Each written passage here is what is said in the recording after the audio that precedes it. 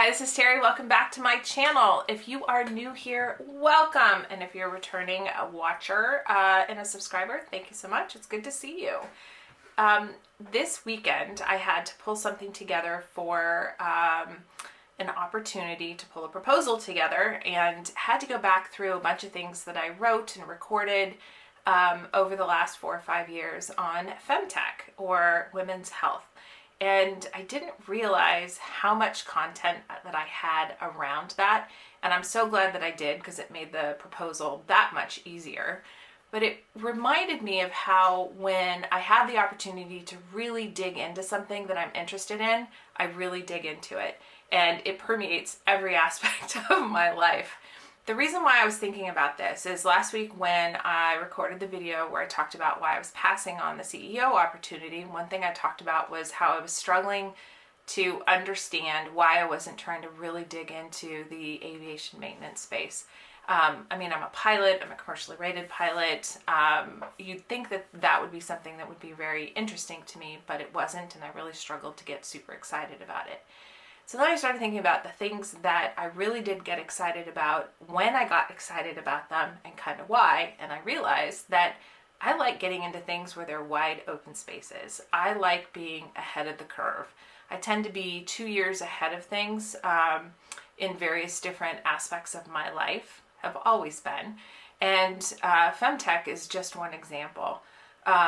There are other places, like got into Clubhouse fairly early, really dove into it. Everybody was sick and tired, right, Finn? So sick.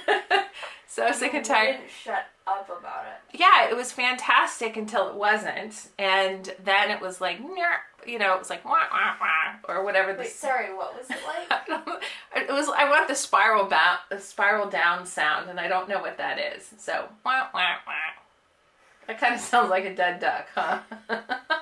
Or a dying duck. So it just got me thinking about, yes, at times when things aren't super popular, I'm into them. The moment they become popular and a ton of people are interested, I become less interested. Early on in my angel investing, I was really big into trying to get more women to be investors, trying to get more non-cis het white guys as investors. And I was trying to get more people to realize that investing beyond the Silicon Valley was an important thing, and investing beyond certain tech things that were basically being designed or put together by the typical cis het white bros, that there was more out there and there are huge opportunities in them. Now we're seeing a lot of activity in all of those spaces, which I'm super excited about. And I'm not as excited about being, part of the crowd. I don't know what my role is. I don't know what I'm going to do moving forward. I just know that I just don't want to be, part of a huge crowd. I like being ahead of the curve. I know I wasn't the first one who was excited about digital health, but I know that I got into that very early on.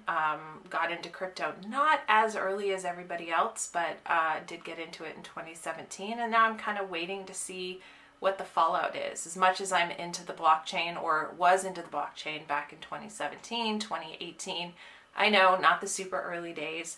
But for someone who's an enterprise application person, I got really excited about the possibility for the applications that could sit on a reliable blockchain, but the infrastructure wasn't ready. And so I kind of backed out, and then I'll dip back in when I feel like the infrastructure is there to support more, broadly applicable application opportunities. Just not quite there yet. So what am I obsessed with right now? What am I interested in? I don't really know. I've been playing with TikTok a little bit, and I know I'm earlier to the game as someone in my 50s, but I'm very late in the game for, on a broader level. And I've just been hesitant to really do a lot more with it over the last 6 months, so I might play with that some more. I've been absolutely obsessed with the Harper's Bazaar Go to Bed With Me campaign, where they have celebrities, both men and women, show their nighttime skincare routines, and I have become obsessed with skincare. Apparently I'm not alone, because during the pandemic, there's this gal, what's her name? Her name is Susan Yara. She does reviews of these videos. She's a dermatologist. I love the reviews done by the dermatologist, because they basically either say, hey, that's a great idea, or not so great, don't waste your money on it, or ooh, there are, you know, dubious claims about that. And Susan Yara basically said in an August YouTube video that over the course of the pandemic, a lot of people had the opportunity to get really hyper-focused on their skincare, and that was a really big thing. Now, I see that as something trendy. It's something that's interesting for me personally. I don't see myself really digging into that on a professional level. So then what is it? I don't know. So while you're watching this, I'm probably in Mexico with my husband for the week, and I'm hoping to do a little research, basically recharge, and try to figure out what the next exciting thing is that I'm going to go dig into, where there are some wide open spaces. So with that, I think I'm going to go ahead and wrap that up.